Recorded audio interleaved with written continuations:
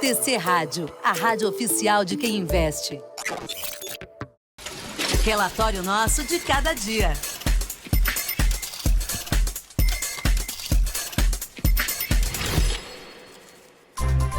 Esse é intravável, Gui Serrano. Imparável. Esse não tem como. Gabriel Brondi. Receba, Brondi. Seja bem-vindo, tudo bem? Opa, Vini, tudo bom, Gui? Tudo bem, ouvintes da TC Rádio? Ó, alguns diriam que é o melhor do mundo. Olha aí. Gabriel Brondi. E voltou com o coletinho. coletinho. Pra alegria do Gui Serrano. Tá com frio, Brondi? Tô com frio, né? Bate a bunda no rio. Já ouviu isso, não? Não, nunca ouvi. Tá com calor, Vini? Bate a bunda no tambor. Exatamente. Você nunca ouviu isso, Brondi? Nunca ouvi essa. Caramba, Brondi. Bom, depois a gente te conta mais umas outras aí. Brondi, vamos lá pro que interessa. Hoje você vai analisar aqui, vai trazer o relatório pra gente, né? Primeiro, o relatório do Itaú BBA sobre Melius, que é uma das empresas mais comentadas pela comunidade do TC. Via, Melius, Petrobras, Vale, Magazine Luiza, todas essas, Bradesco, são ações que a nossa comunidade aqui do TC sempre tá de olho.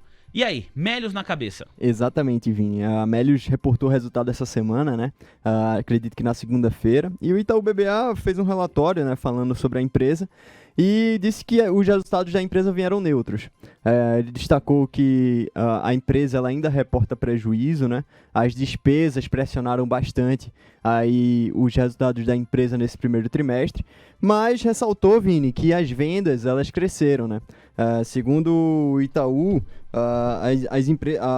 teve um aumento, né? Segundo o relatório e o que o Itaú destacou, né? A empresa teve um aumento de 66% no valor das vendas online. Isso é bastante positivo, né, para uma empresa de cashback, uma empresa que ganha dinheiro justamente com essas vendas, né? Tira uma parcela ali das vendas que realiza com os cupons que ela emite. E o Itaú BBA vê bastante positivo essa alta aí nas vendas online, mesmo diante de prejuízo e um EBITDA não tão forte da empresa no primeiro trimestre, Vini. Muito bem. Portanto, vamos ver aqui graficamente como se comportam os papéis de Melius. Já está aí na sua tela, ó, vai entrar aí o gráfico semanal da companhia Melius, que tem seu papel ordinário, né? Cash 3. Isso. O código de negociação que faz alusão a cashback, né? A empresa ficou muito conhecida por isso, né? Exatamente, uma cashback. Ô, Brondi, tá caindo, né? Tá caindo feio, né? A gente vê no gráfico aí que a empresa ela não tá performando bem há várias semanas. Desde o IPO dela, quando ela teve o IPO, né, em novembro de 2020, a empresa ela foi até positiva, né, Vini? Nossa, o chegou rendimento a subir bastante. Chegou a subir bastante e bateu o alvo que o Itaú estipula para a empresa no final do ano. O alvo é de 10,70, mesmo o Itaú reiterando neutro para a empresa. Pois é, é um baita upside, porque o papel tá na casa aí de abaixo de 1,70 hoje, né? Exatamente, é um baita upside. E a empresa, o Itaú BBA reitera neutro para ela, né? Imagina a compra. Então, a gente vê aí que a empresa está em uma tendência de queda forte, né? Desde que bateu o alvo estipulado pelo Itaú de 10,70, ela bateu esse alvo aí em meados de 2021, no meio de 2021 ali, agosto mais ou menos. E desde então, a empresa ela vem em uma tendência de queda muito forte. É verdade que também isso se deve à alta, né, que a gente teve nos contratos de juros futuros, que é uma coisa que eu vou relacionar já com vocês. Mas Boa. A gente vê, Vini, que teve um rompimento, né, de média móvel, as médias móveis que a gente sempre fala aqui no gráfico de empresas. Teve esse rompimento aí em setembro de 2021. E depois desse rompimento da média móvel curta com a média móvel longa de cima para baixo, nunca mais elas voltaram a se cruzar no gráfico semanal. Então, isso é bastante negativo ainda para o preço do papel nesse exato momento, né? De acordo com a análise técnica, a gente vê que a empresa agora ela encontra um suporte, né? Um suposto suporte aí nos 1,70, 1,60 na verdade, em linha ali, né? Na região de 1,60 ela encontra esse suporte, que foi vista, a empresa ela respeitou bastante no início quando ela deu início às suas operações, às suas negociações na Bolsa. Então, a gente vê que logo quando saiu o IPO, ela ficou negociando nesse patamar aí por 5 semanas, mais ou menos, daí começou uma tendência de alta. Mas ela volta a testar esse patamar, Vini, do início do IPO dela, e é um patamar decisivo, né? De acordo com a análise técnica, como a gente pode ver aí, é um patamar em que ela pode ou resistir, ou romper esse suporte e buscar patamares ainda mais baixos na sua cotação. E aí a gente não sabe qual é esse patamar, porque, como o Bronde disse aqui, né? Desde que fez o IPO, o papel se sustentou aí na casa, nessa região, entre 1,60 e 1,70.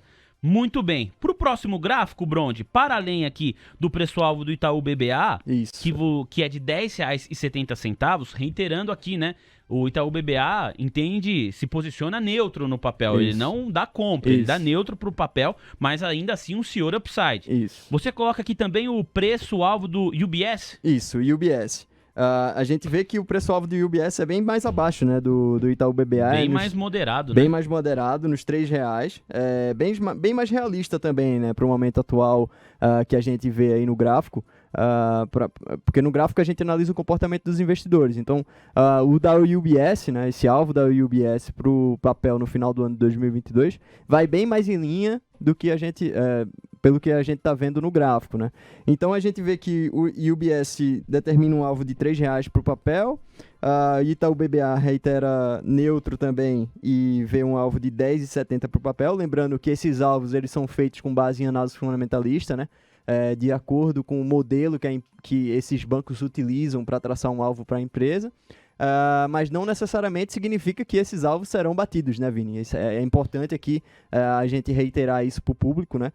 Para não seguir todas as recomendações que vêm de bancos, até porque muitas delas são feitas com base em análise fundamentalista e muitas vezes o mercado ele não está precificando a empresa daquela forma que o banco está vendo para o final do ano de 2022. Muito bem. O gráfico ajuda a dar uma temperatura melhor, né, sobre essa precificação que o mercado faz de um determinado ativo. O banco sempre vai ter as casas, né, de análise que são absolutamente respeitadas. A gente está falando de UBS, que é internacional, Itaú BBA, que tem um baita de um nome também aqui no mercado local, mas são preços-alvos que tem aí um horizonte muito mais longo, né? Pro final desse ano, certo, Bronte? O preço-alvo aqui é para final de 2022, exatamente. Correto? Todos os alvos que eu coloquei aí é para o final do ano de 2022. Portanto, é uma coisa mais a longo prazo. Então, muita calma nessa hora. Por isso que o Bronte traz os gráficos aqui, ajuda a gente a entender certinho o movimento de mercado. O próximo gráfico, Bronte, é aquele gráfico tradicional, bem legal, que você compara aqui o desempenho dos papéis da Melius Cash 3 com o Ibov. Exatamente. E Cash tá bem pior, hein? Tá bem pior. A gente vê que a Cash 3 nesse momento, do momento que eu tirei esse print do gráfico, que foi ainda agora, caía 43,93% em relação ao início do ano. Então, é uma performance bastante negativa, né, comparada ao Ibovespa, que nesse momento sobe em relação ao início do ano 1,04%. Ele buscou, o Ibovespa se recupera hoje, né, Vini, com essa alta de commodities, né? Arrefeceu lá China, o né? Covid na China, os transportes de matéria-prima voltaram por lá, então a gente vê as commodities avançando bastante hoje e por isso o Ibov se beneficia e tem um rendimento bem melhor do que uma empresa de tecnologia, comparando desde o início do ano. No próximo gráfico, Vini, eu deixo bem claro, né, que essa empresa, especificamente a Melius, empresas de tecnologia, varejo, como eu trouxe ontem aqui a Via Varejo, elas sofrem com essa alta da taxa de juros, né? Com essa alta aí. Olha, é muito claro aqui, né, Bronde? Isso, é bem claro, fica bem claro com os rendimentos dos DIs, né? Em cima aí no seu gráfico eu boto várias linhas, né? Em verde limão eu destaco o Ibovespa.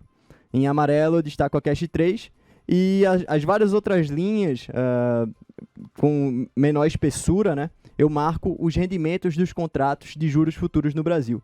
Então, quando a gente vê esses rendimentos subindo, a gente vê claramente que as empresas de tecnologia, as empresas de varejo, elas sofrem, né?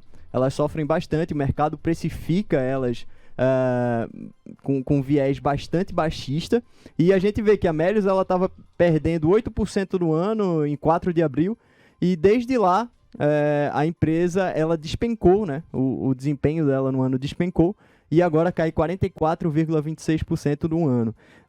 É importante, Vini, ressaltar novamente, né, como eu sempre falo aqui, que muitas vezes você analisa só o balanço da empresa, você olha só para a empresa, mas se esquece do macro, né?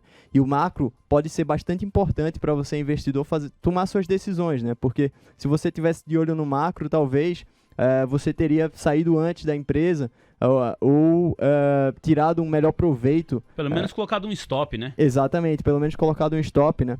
Para evitar essa perda muito forte. Então, nesse momento, o macro está falando bastante forte, né? Nos últimos dias, nas últimas semanas, principalmente a taxa de juros nos Estados Unidos, principalmente essa política, né?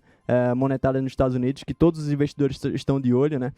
Porque com a alta de juros lá nos Estados Unidos, retira muito dinheiro aqui da Bolsa Brasileira. Então, o macro está falando mais forte nesse exato momento para a empresa, Vini. Muito bem, portanto, falamos sobre Melios aqui, Cash 3, no radar do nosso Gabriel Brondi. Brondi, muito obrigado, excelente trabalho para você, semana de trabalho, estamos no meio da semana, ainda teremos Brondi na quinta, na sexta-feira. É isso aí, Brondi, bom descanso. Muito obrigado, Vini, muito obrigado, Gui, obrigado, ouvinte da TC Rádio, e amanhã eu tô de volta. TC Rádio, a rádio oficial de quem investe.